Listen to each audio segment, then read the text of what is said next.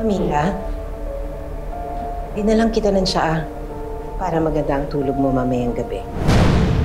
Salamat, Magnolia.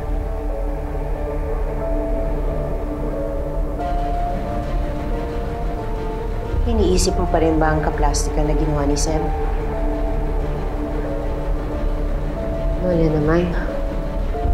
Kahit noon pa man sa Crazy Five, siya lang nakitaan ko ng kahit konting konsensya.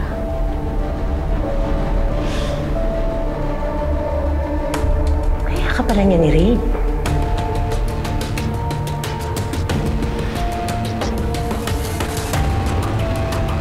Hindi ko makakalimutan ang kapabuyang ginawa niya sa akin. Pero Magnolia, ang bigat magdala ng galit. So anong gusto mong sabihin? Na gusto mong magpatawad? Ay, bakit hindi tayo magtawag ng media?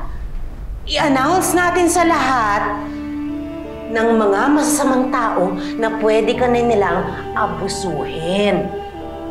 Ha? Di ganun yun, Magnolia.